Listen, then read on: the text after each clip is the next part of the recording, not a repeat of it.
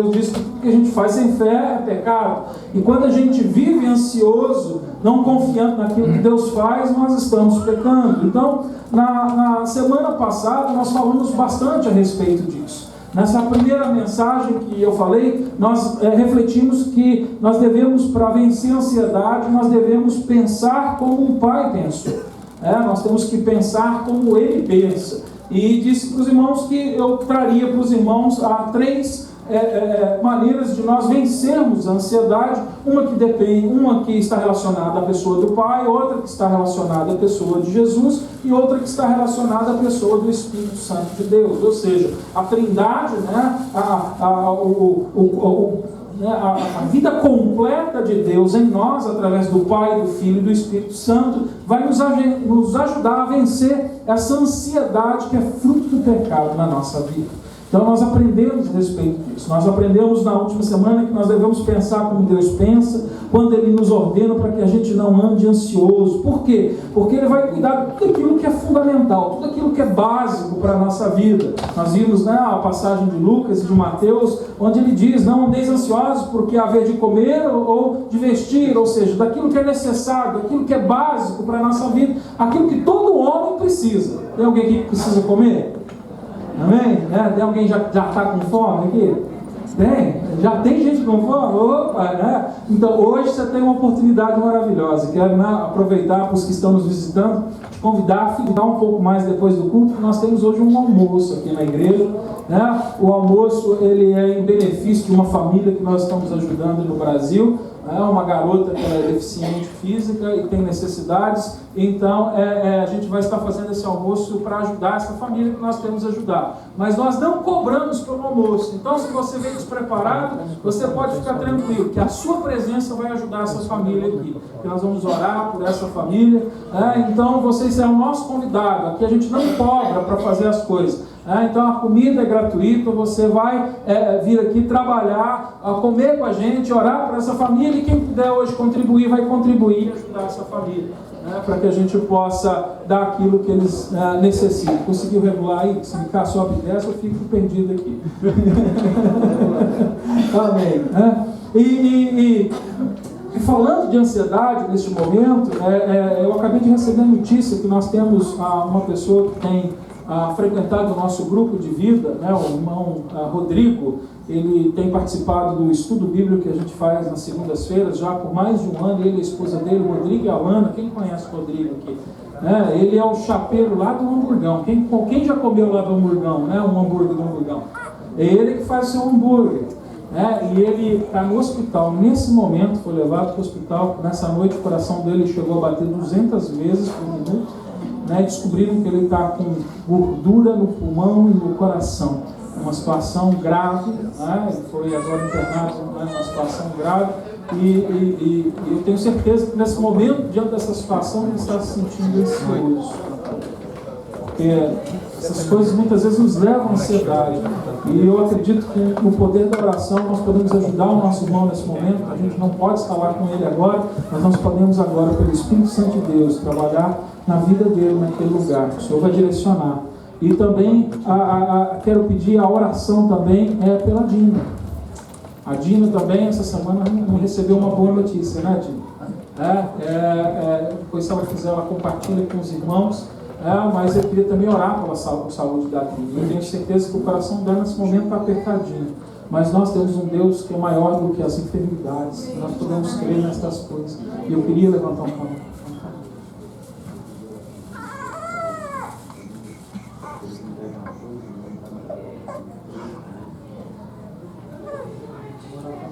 Então vamos estar orando também pela vida do nosso irmão que precisa. Dina, vem aqui na frente.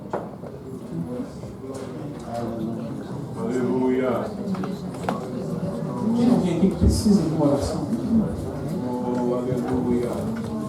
Eu sei que todos nós precisamos de oração, mas agora é algo muito específico. Se tem alguém, vem aqui.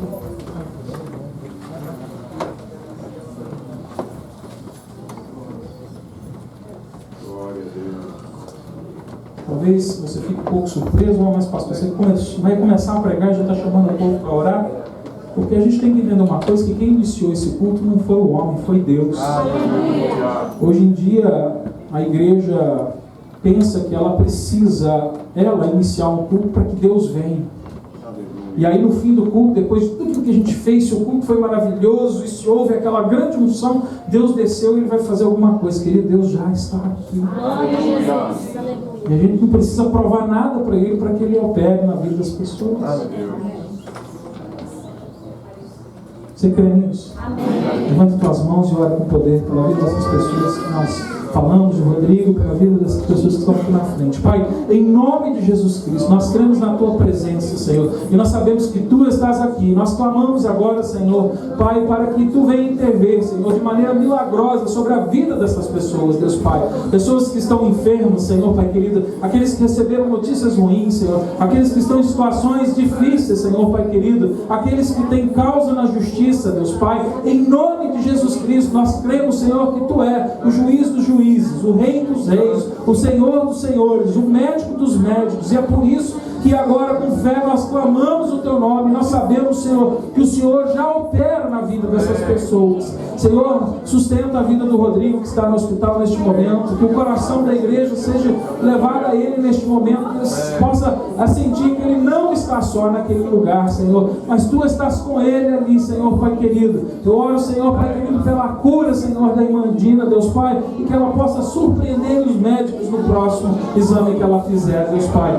Eu oro, Senhor, Pai querido, para que essas pessoas possam receber resolução, Senhor, Pai querido, da sua petição, Senhor, Pai querido. E muitos daqueles que hoje poderão estar aqui na frente, mas neste momento estão lembrando, Senhor, das necessidades do Teu povo, das necessidades dos seus familiares, Senhor, Pai querido. E nós colocamos estas vidas nas Tuas mãos, crendo no Teu milagre. Senhor, faz conforme a Tua vontade. Cura, salva, restaura, liberta em nome do Senhor Jesus. Amém. Amém. Deus abençoe vocês. Amém.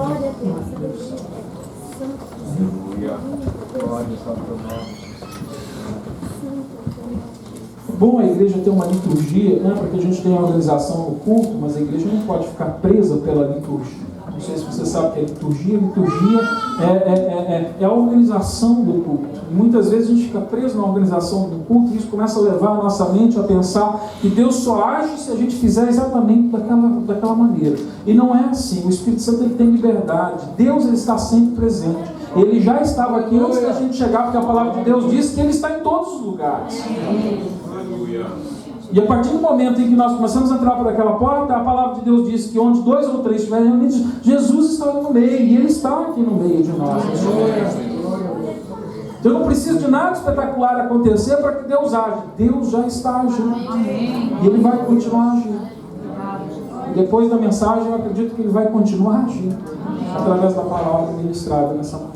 Amém? Você acredita nisso? Amém. Amém. A gente tem que quebrar as religiosidades da nossa vida. A gente tem que viver pelo Espírito, viver na liberdade que o Espírito nos deu, de crer no poder que há no nome de Jesus Cristo. Amém? Glória a Deus, glória a Deus. Mas voltando então na mensagem, falando um pouco daquilo que eu falei na última semana, nós fomos na última semana desafiados a mudar a nossa maneira de pensar, e é isso. Nós precisamos mudar a nossa maneira de pensar.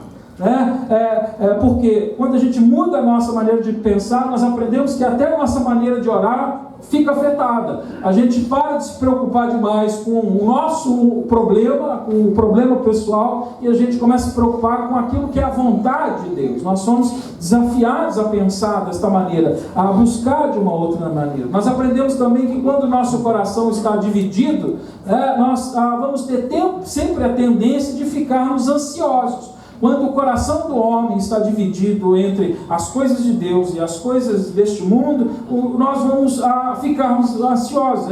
É o fruto da ansiedade.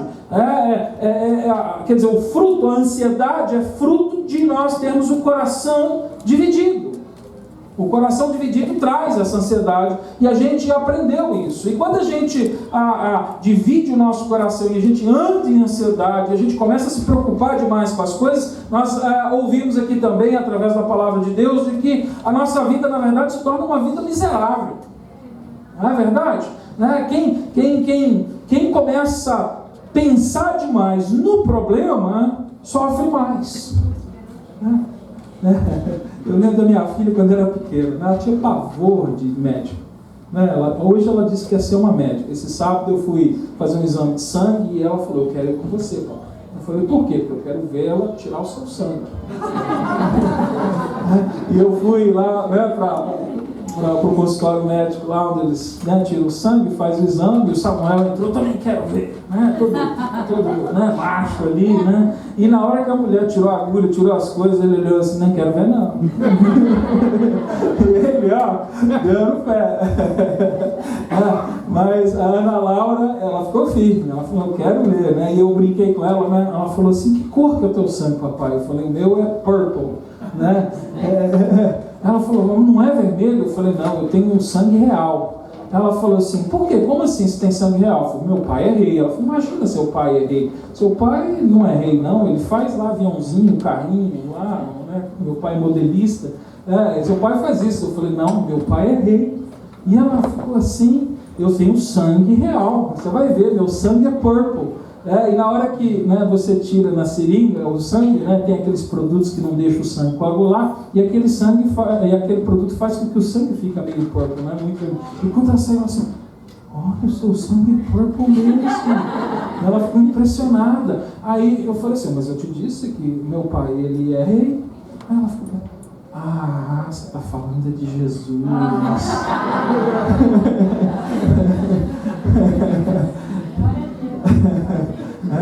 Mas a Ana Laura, quando era pequenininha, ela tinha um pavor muito grande de médico e de tudo isso, né? E assim, quando ela descobria que havia uma consulta que ela tinha que ir, em 2-3 dias de antecedência ela começava a chorar. Se o médico está marcado na sexta-feira, quarta-feira ela começava a chorar. Quinta-feira ela já estava em desespero, em miséria total. Por quê? Porque a ansiedade tinha tomado conta. O medo, a ansiedade havia tomado conta da vida dela. Então, quer dizer, ainda não tinha acontecido nada, mas a expectativa de que alguma coisa que ela não gostava ia acontecer naquele dia trouxe miséria para a vida dela. E a ansiedade faz isso, traz miséria para a nossa vida. E é por isso que lá ele diz para a gente, lança, né, fora toda a ansiedade. Ele diz, não andeis ansiosos por coisa alguma. Ele diz, eu cuido de vocês. Foi o que ele ensinou para a gente lá. Mas hoje a gente vai dar uma ênfase em outra área, porque lá a ênfase era no comer e no vestir, ou seja, das nossas necessidades básicas. Hoje, a ênfase dessa passagem que está em 1 Pedro, capítulo 5, do versículo 1 ao 11, a ênfase é um pouco diferente. A ênfase que está na humildade. Ou seja, então agora a ênfase não é mais naquilo que eu recebo, naquilo que que eu tenho como cuidado para que eu tenha vida, para que eu possa viver, mas é algo importante na vida de uma pessoa que conhece o Senhor Jesus, que é a humildade. Nós vamos ver agora que aqui o problema, né, o issue, como a gente fala aqui em inglês, né, o problema aqui agora não é mais o que comer e vestir, o problema aqui é a humildade. Você pode passar o PowerPoint para mim? Está sem foco, por isso que está ruim, viu? Precisando dar foco ali. Faça o que Jesus fez vencendo a ansiedade. Né? Então, nós aprendemos, pode passar o próximo. Isso, mais um. Então, né, mais um, vencendo a ansiedade. Nós falamos então de pensar como Deus pensa. Hoje, então, nosso foco vai estar, pode passar, em fazer o que Jesus fez. E depois nós vamos estar falando, pode passar, né, em seguir adiante conforme a direção do Espírito Santo de Deus. Então nós vamos estar falando sobre estas coisas. Hoje meu foco está no ponto 2. Eu não sei se hoje vou falar tudo o que tem para falar a respeito desse ponto, desse segundo ponto, mas o foco hoje é isso, é de então vencer a ansiedade agora fazendo o que Jesus fez. E é com isso que nós vamos então fazer a leitura agora dessa passagem, com isso em mente, pensando naquilo que Jesus fez. Aí você pode olhar para a passagem e falar assim, mas pastor, tem tanta coisa que Jesus falou, você escolheu uma passagem que Jesus não falou? Sim, Jesus pode não ter falado diretamente aqui, mas ele está falando através do seu discípulo. E Pedro, como discípulo próximo de Jesus, aprendeu de Jesus, e ele está falando com propriedade, com autoridade. E ele está repetindo aquilo que ele aprendeu com Jesus. E se eu tenho que fazer o que Jesus fez, eu tenho que aprender com alguém que fez o que Jesus fez. Então Pedro vai dar a lição para a gente aqui, porque ele era homem como eu e você era. Homem com problemas, homem com ansiedades, homem com dificuldades.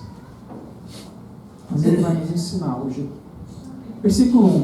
Aos anciões, pois, que há entre vós, rogo eu, que sou ancião com eles, e testemunha dos sofrimentos de Cristo, e participante da glória que há de revelar.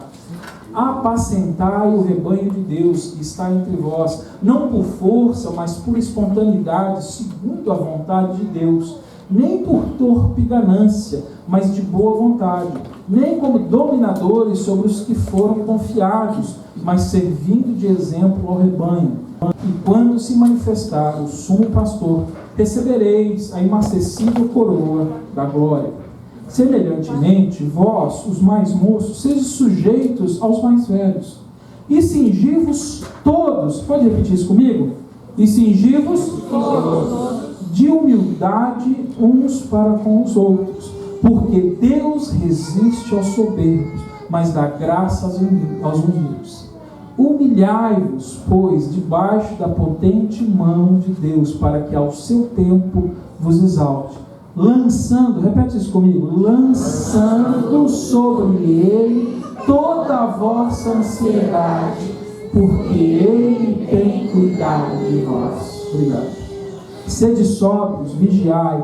O vosso adversário, o diabo, anda em derredor, rugindo como leão, procurando a quem possa tragar, ao qual resistir firmes na fé, sabendo que os mesmos sofrimentos estão se cumprindo entre os vossos irmãos no mundo.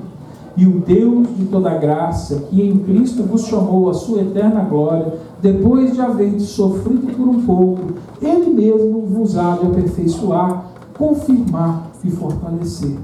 A Ele seja o domínio para todo sempre. Amém. Pai, mais uma vez em oração, nós clamamos pela Tua presença. Tu sabes que o vaso que está aqui na frente da Tua igreja, Senhor, é fraco e limitado, Senhor, Pai querido, mas a Tua palavra é poderosa. A Tua palavra não tem limite, Senhor, Pai querido. E é confiando hoje no poder da Tua palavra, no poder do Espírito Santo que hoje trabalha nas nossas vidas, que nós vamos ministrar esta palavra. Dá-nos um coração contrito e quebrantado, Senhor, para que nós venhamos aprender de Ti nesta manhã. E que esta palavra, Senhor, seja viva nas nossas vidas, Deus Pai, para que nós possamos vivê-la, Senhor, segundo a Tua vontade. Ajuda-nos, Senhor, Pai querido, porque todos nós temos limites, mas Tu és o Deus que derruba os limites e nos faz crescer, e nos aperfeiçoa, e nos confirma. Pai, em nome de Jesus Cristo, nesta manhã, Senhor, cura, salva, liberta, em nome de Jesus Cristo. Amém. Amém. Glória a Deus. Vocês sabem que o Egito é uma nação, né, que tem uma história muito rica. Né? Na verdade, é uma das nações mais antigas, né, que existe sobre a terra. E por causa dessa antiguidade, ela possui riquezas inumeráveis, principalmente riquezas históricas. E a gente, pelos livros que a gente estuda, né, pelos filmes que a gente vê, ou alguém que teve a oportunidade de um dia estar lá, você sabe que existem construções fabulosas, né, coisas que chamam muita atenção, e assim, essa cidade, né, o Egito, esse país, essa nação, ela tem muitas coisas, muitas riquezas. De tempo em tempo a gente abre um jornal ou a gente ouve na internet a respeito de uma nova descoberta, né, arqueológica que aconteceu naquele país, porque existe uma riqueza muito grande de história lá no Egito. Hoje a gente sabe que o Egito também é um lugar onde tem muita gente enterrada, não é verdade? Porque, né, não sei se você sabia, mas aquelas pirâmides, né, que a gente acha maravilhoso, ver aquela construção, o tamanho daquelas coisas, na verdade, cada pirâmide daquela era um mausoléu, era uma tumba, era um túmulo. Um rei, uma pessoa de influência, um grande líder daquela nação, quando ele morria, se construíam então uma pirâmide e ele era enterrado ali por debaixo daquelas pirâmides, dentro daquelas pirâmides, e aquelas pirâmides, elas eram feitas naquele formato, né, de triângulo apontando para o alto, porque eles acreditavam que enterrando aquele líder da nação naquele lugar, né, colocando o corpo daquela nação, aquele homem que se considerava um deus e seguia outros deuses, ia poder então, naquele momento da morte, se reunir aos seus deuses, né? Por isso que aquela pirâmide aponta, né, para o céu. Era uma maneira de então de fazer ele imortal diante da nação. Então existe ali naquela nação coisas maravilhosas. E de tempo em tempo eles descobrem um novo túmulo, e eles abrem aqueles túmulos, e muita riqueza sai daqueles túmulos, né? Porque aqueles reis levavam, quando morriam consigo, os seus tesouros, né? E talvez um dos reis mais populares que a gente ouve na história e a gente aprende na escola é o Tutankhamon. Alguém já ouviu falar do rei Tutankhamon? Né? O rei Tutankhamon, já ouviu falar? E quando descobriram a tumba desse rei Tutankhamon, eles descobriram muita riqueza. Hoje se sabe que dos túmulos, o dele foi o mais rico, onde se encontrou a maior quantidade de pedras preciosas e de ouro. E eu queria até passar algumas fotos que eu encontrei na internet. Pode passar aqui para mim, não sei se você vai conseguir ver, porque apaga a luz aí um minutinho, só para que a gente possa ter imagem, né? Para ilustrar, né? Tudo o que era feito, as estátuas, né, as coisas, tinha muita comida que era depositada para que ele pudesse se alimentar durante a sua jornada até chegar ao encontro com seus deuses, né? Então tudo era preparado, carruagens, carros que carregavam essas coisas, tudo feito de ouro maciço, né? Pode passar. Havia o trono, né? O trono dele, o trono que ele sentou, o trono totalmente feito de ouro maciço. Aqui não era madeira revestida de ouro, era ouro maciço. Havia neste túmulo toneladas e toneladas de ouro, quando encontraram esses túmulos. E Tutankhamon, ele era um jovem, ele era um rapazinho jovem que aos 17 anos de idade ele morreu.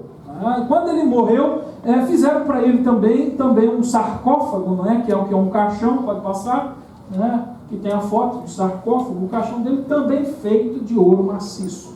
Tudo feito de ouro, gravado com pedras preciosas, uma riqueza maravilhosa. Né? Esse rapazinho jovem, quando morreu, levou consigo para dentro do túmulo todas as suas riquezas, né, todas essas coisas. Né? Mas lá no Egito, se você um dia tiver a oportunidade de passear pelo Egito, na cidade do Cairo, você vai descobrir que também existe um outro cemitério, que é o cemitério dos missionários, que nos últimos séculos deram sua vida para ir para o Egito, para pregar o Evangelho para os muçulmanos daquele país. Esse cemitério não tem muita glória, não tem muita coisa, mas talvez possa nos ensinar mais do que todo o túmulo de Tutankhamon. Tinha um jovenzinho chamado William Borden, um americano, pode passar. Esse jovem, ele era estudante da Universidade Yale. Quem estuda na Universidade Yale, aqui nos Estados Unidos, são só as pessoas muito ricas, que têm muito dinheiro. E esse garoto era de uma família muito rica. Está aqui um jornal da época que fala, né, jovem milionário renuncia o mundo para ser missionário.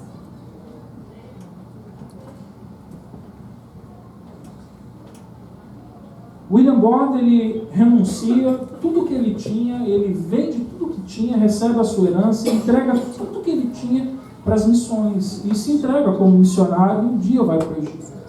E ele chega ao Egito e ele ministra por algum tempo no Egito, e aos 25 anos de idade, o William, ele contraiu uma meningite em espinhal e ele morreu. E ele foi enterrado lá no Egito. Pode passar. Esse é o túmulo dele lá no Egito.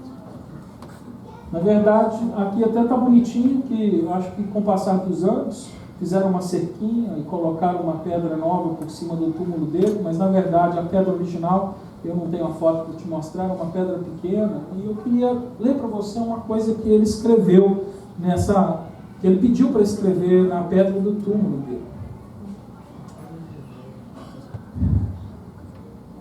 Ele diz assim: separado para a fé em Cristo, não há explicação para tal vida. Você vê que foram duas vidas vividas completamente diferentes. Ambos eram jovens, com muita riqueza material. O primeiro, ele levou toda a sua riqueza para o túmulo, mas lá ela permaneceu. E hoje, toda essa riqueza, ela é admirada pelo mundo. Deixa a gente estarrecido até quando a gente olha para a riqueza das coisas que estavam enterradas junto com o Tutancâmon. Mas o outro, o William Bonner, ele se entregou por inteiro. Entregou inclusive toda a sua fortuna. E para o túmulo ele não levou nada. Mas o primeiro dependia de deuses que não tinham poder para ressuscitá-lo da morte. E na morte ele vai permanecer pela eternidade. Mas o segundo, que entregou tudo que tinha e confiou no Deus verdadeiro, esse hoje recebeu um tesouro inalcançável. Nós não podemos pensar. Ele recebeu uma herança que tem valor eterno. O primeiro, hoje é exaltado pelos homens, mas o William é exaltado por Deus.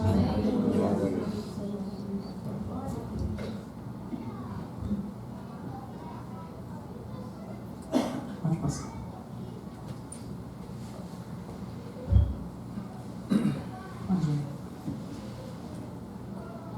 A mensagem de hoje, nós precisamos aprender que, como nós aprendemos na semana passada, existem algumas coisas que impedem a nossa vida. E hoje, como eu disse, talvez um dos maiores problemas que tem causado ansiedade na nossa vida é a falta de humildade. O primeiro ponto é esse: humilhe-se como Jesus se humilhou. O problema da humildade. Então agora nós temos um problema. É algo interessante que aqui agora, essa passagem agora do versículo 1 ao versículo 6 vai ensinar a gente. Nós não temos mais só que...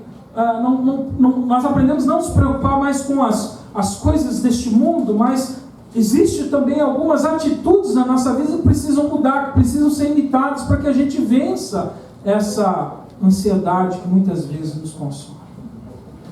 Você pode perceber aqui nesse primeiro versículo, se você estiver em 1 Pedro capítulo 5, no primeiro versículo, aqui uma preocupação de Pedro aqui com os líderes, os dirigentes da igreja. Aliás, aqui Pedro, que tinha uma função especial dentro da igreja, ele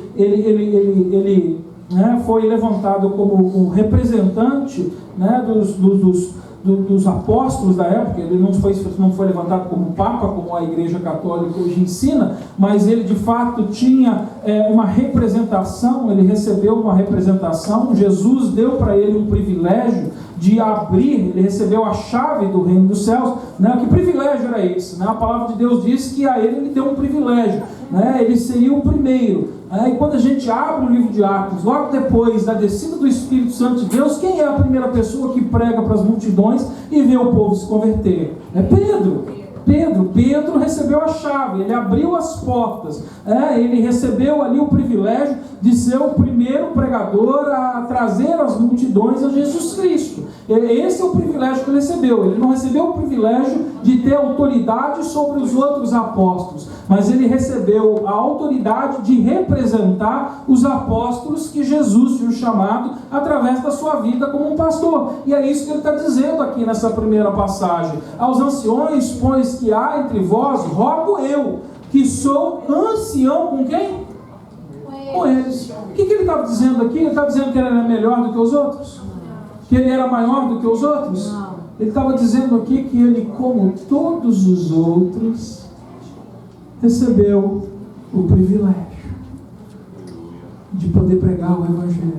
Recebeu o privilégio de sofrer como Jesus sofreu, de viver como Jesus viveu.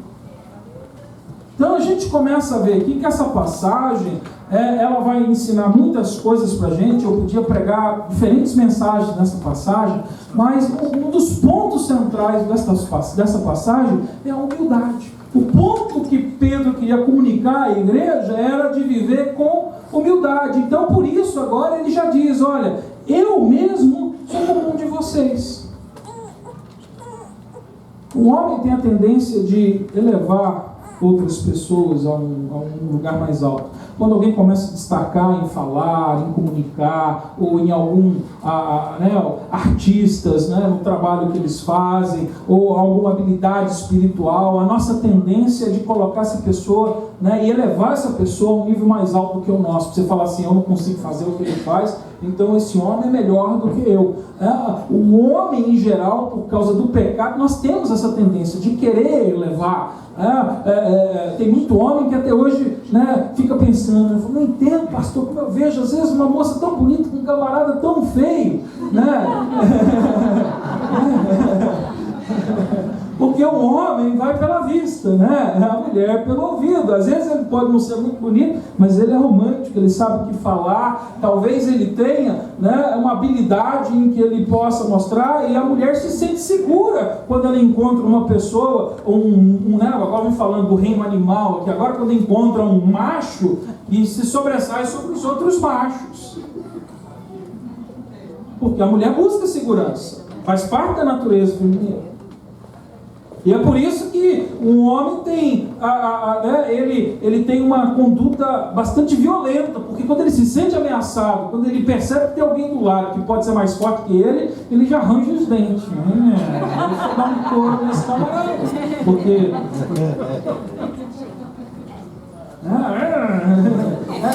é o instinto animal. Faz parte da natureza humana. E o pecado exacerbou isso na nossa vida. Isso gera muita ansiedade. Não só para o homem, como para a mulher. Isso gera em nós preocupação e ansiedade, a necessidade de sobressair sobre os outros. E como eu disse, a nossa tendência é de colocar os outros para cima. Mas olha que interessante, porque era isso que acontecia com os apóstolos, né? As pessoas da igreja, os próprios crentes começaram a achar que eles eram mais do que os outros, porque eles receberam uma tarefa especial, eles andaram com Jesus, eles foram chamados diretamente para uma obra, e sem dúvida a gente deve reconhecer que existiu um privilégio para aqueles homens, mas na verdade Deus não chamou alguém que era melhor do que os outros, Ele chamou gente comum, como eu e você. Eles é que estavam na linha, na fila ali na hora. Eram as pessoas que Deus resolveu usar, gente como eu e você, aliás, até talvez com menos habilidade que eu e você, para mostrar o poder dele. Porque se aquele homem hoje era algo diferente, não era porque ele tinha uma habilidade, mas porque Deus, que é hábil, agiu na vida dele. E aí, para ele lembrar a igreja, ele diz aqui no princípio: olha, eu sou como você. Não tem diferença entre os dois. Ele exorta agora a liderança da igreja a trabalhar de maneira espontânea, voluntária, não por força. Veja isso no versículo 2. Apacentai o rebanho de Deus que está entre vós, não por força, mas por espontaneamente ou voluntariamente, segundo a vontade de Deus. Algo interessante para a gente notar aqui é que a humildade não está em sermos voluntários. Hoje tem gente que acha que ser voluntário é uma coisa boa, que a gente, quando se voluntaria para fazer alguma coisa, a gente está agindo com humildade, né? Mas eu não sei se você prestou atenção na passagem. Nós estamos falando de humildade. Por quê? Porque a humildade não está em ser voluntário, mas ser voluntário a fazer o quê? A vontade de Deus. Existe uma grande diferença aqui, porque hoje em dia tem muita gente que quer ser voluntário. Quer ser voluntária na igreja, quer ser voluntária na cidade, quer ser voluntária na escola, na comunidade. Mas as pessoas querem ser voluntárias porque elas creem que elas podem fazer melhor do que outra pessoa. Então elas acham que se ela der aquilo que ela tem, a coisa vai ficar melhor. Ela acha que se ela puder colocar o seu pensamento e a sua ideia, a sua maneira de trabalhar e trouxer o seu talento para aquele lugar vai ficar melhor. Não porque ela pensa que é a vontade de Deus, porque ela fala assim: não, eu tenho algo para contribuir. E sem dúvida nós devemos contribuir à humanidade. Sem dúvida nós devemos ajudar uns aos outros. Mas o que nós temos que entender é que humildade não está em nós fazermos para ajudar, mas fazermos para cumprirmos a vontade de Deus. Porque é diferente quando eu sou voluntário para fazer a vontade de Deus. Porque quando eu sou voluntário para fazer a vontade de Deus, nem sempre eu vou poder fazer do jeito que eu quero.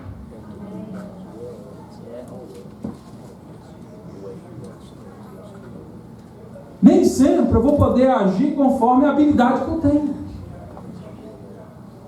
Porque se eu quero fazer a vontade de Deus, o meu interesse não é o que eu faço ou o que eu posso fazer. É o que é melhor para o reino e para o meu irmão. Vocês estão entendendo? Isso é humildade. Ele vai mostrando aqui para a gente, né, aqui, qual é o interesse do seu coração, líder? Infelizmente, a gente vê hoje em dia que muitos líderes e muitos dos que estão à frente das igrejas e dos púlpitos, e não vou falar só desses, mas daquelas pessoas também que trabalham na igreja, se dedicam na sua comunidade, servem no seu lugar, servem na escola, servem em muito lugar, e estão fazendo, não porque elas querem contribuir, porque elas querem satisfazer, na verdade, o seu próprio ego. Elas querem satisfazer a sua necessidade de ser servo. Porque até ser servo para satisfazer a nossa necessidade não é a vontade de Deus. É pecado. Tem muita gente hoje querendo servir.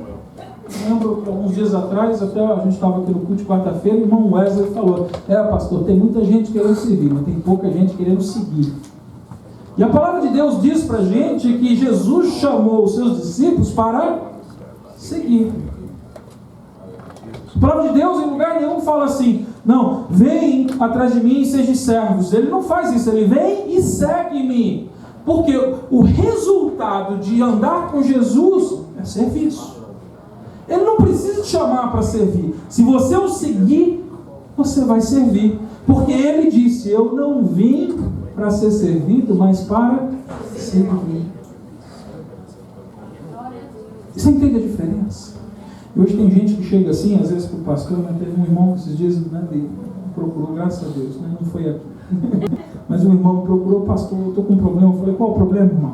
Né, ele, eu não estou fazendo nada na igreja e está difícil porque eu sempre fiz alguma coisa na igreja e se eu não faço alguma coisa na igreja, eu não consigo cultuar, eu não consigo andar com Deus. Aí eu falei: meu irmão, porque você não segue Jesus? Ele: não, eu ando com Jesus. Eu falei: não é isso que eu estou te falando, segue Jesus. Se você andar com Jesus, e fazer o que Jesus fez, e pensar como Jesus pensa, e andar segundo a orientação do Espírito que o Jesus deixou conosco, eu tenho certeza que você vai ficar ocupado por o resto da sua vida.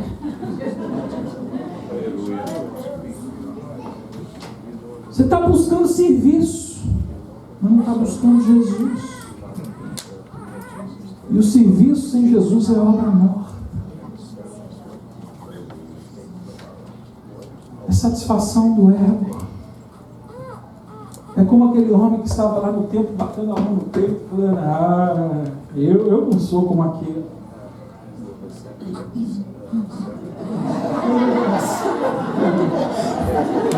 Eu não sou como aquele.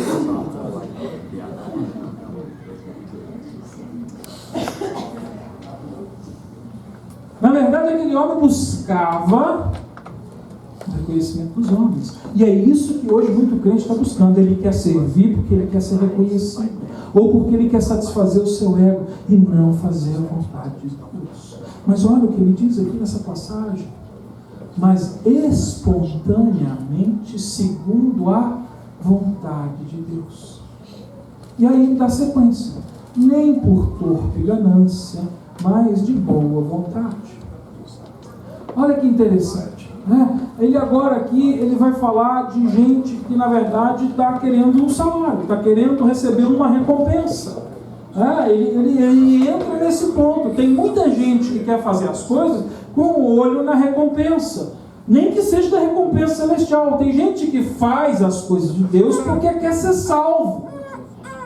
E esse é o caminho contrário do Evangelho de Jesus Cristo, porque a palavra de Deus não diz que nós temos que fazer alguma coisa para que a gente receba a salvação, mas ele diz que nós somos salvos para as boas obras. Ou seja, é uma maneira de massagear a consciência. Tem muita gente que quer fazer alguma coisa na igreja, pegar um instrumento, tocar, ou servir, ou fazer alguma coisa na porta, sabe por quê? Porque ele ainda não consegue viver com Jesus.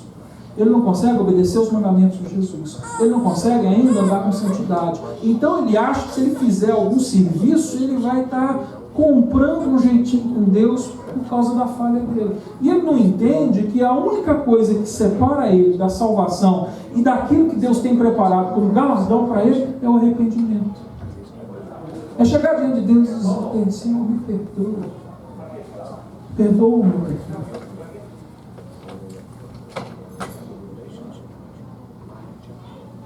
Hoje o Cláudio na escola dominical perguntou aqui: quem que já orou aqui tentando fazer negócio com Deus? Fala: Senhor, olha, se você fizer isso, eu vou fazer isso, isso, isso. Quem já fez isso? Eu levantei a mão porque eu já fiz isso. Quem mais já fez aqui? Tem pouca gente que tem coragem aqui. Mas quem aqui? Eu acredito que muitos de nós já fizemos orações assim: Senhor, olha, se o Senhor fizer assim, agora eu vou fazer assim, vou fazer assim. Senhor, olha, não, eu sei que está difícil parar de fumar, está difícil parar de fumar, mas se o Senhor fizer aquilo, se o Senhor mudar a jararaca da minha mulher, nunca mais eu fico. Sim. Não, pastor. Não, Deus, aquele pecadinho. Eu sei, Deus, que eu tenho que parar. Eu sei que eu tenho que parar, eu sei. Mas vamos fazer o seguinte, olha, quando o Senhor me levar para esse lugar, desse jeito, nessa posição, quando as coisas acontecerem desse jeito, nunca mais eu faço.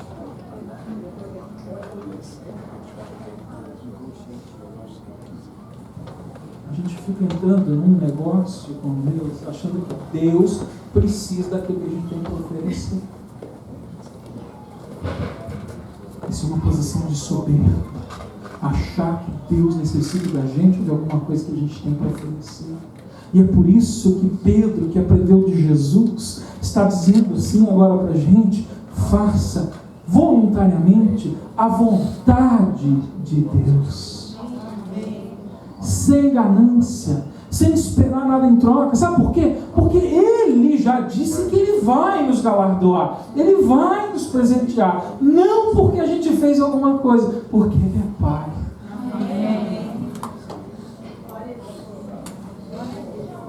Se eu desse alguma coisa para os meus filhos, só quando eles fizessem as coisas certas, tadinho dessas crianças, eles vão ser pobres, famintos, largados.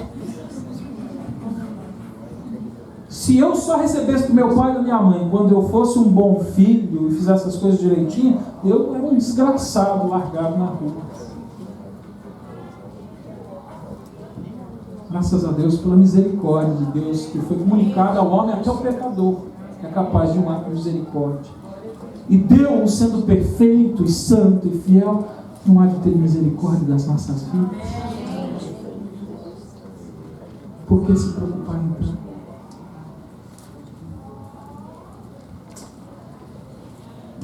Um exemplo de humildade está em um líder servir de exemplo para o seu rebanho.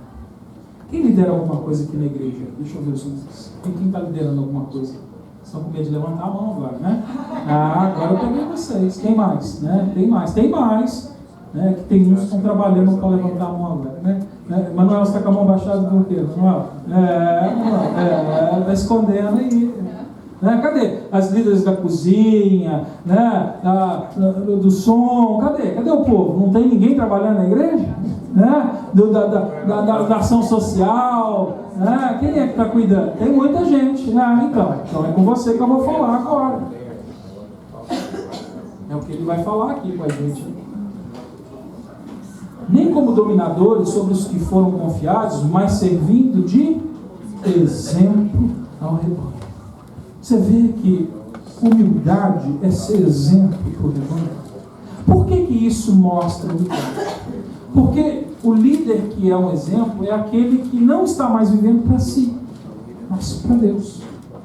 Por isso ele é um exemplo de humildade. Porque agora o líder que vive conforme o seu pastor, e eu não estou falando agora do pastor Marcos, estou falando de Jesus, que é o pastor dos pastores, o líder que vive conforme o seu pastor, não vive mais para si, vive para Jesus. Então ele é um exemplo de humildade para o rebanho. Ele vai ensinar o rebanho a andar com humildade. Quem é essa pessoa? Quem é esse líder? É aquele que se arrepende dos seus pecados. É aquele que aceita a correção de Deus. Sabe por quê? Porque ele não é perfeito. Mas ele tem um pai que é. E quem vive conforme o modelo de Cristo, vive debaixo da graça que o Pai derramou.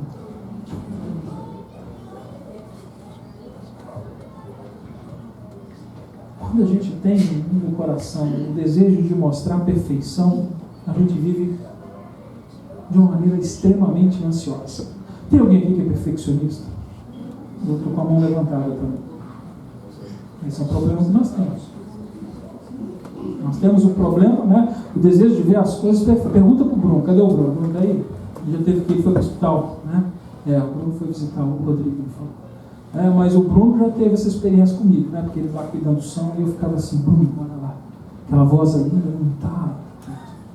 Aí a pouco o Bruno olha, né? Mas um pouquinho assim, olhava assim, Bruno, né? Eu sei que eu fiquei assim algumas semanas ou alguns meses atrás dele assim, até o dia que ele falou assim, pastor, faz o seguinte, senta aqui e faz. Gosto de português por causa disso. O português não tem vergonha para falar a verdade, né? Se fosse brasileiro ia ficar lá, né? De um jeitinho, o pastor puxando o saco, né? O português, o europeu, o espanhol não tem essa conversa. Ele falou, ó, pastor, o negócio é o seguinte, você quer fazer bem feito, então senta você e fala. Eu passei dos limites. Vai lá, de vez em quando eu ouço assim, eu fico assim, deixa eu ficar quieto. Ele está aprendendo. Porque o perfeccionista, ele tem lá.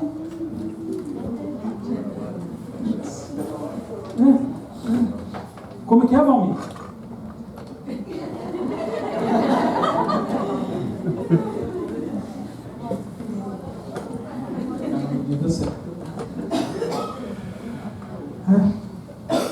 Mas não é só o perfeccionista que faz isso. Toda pessoa que começa a querer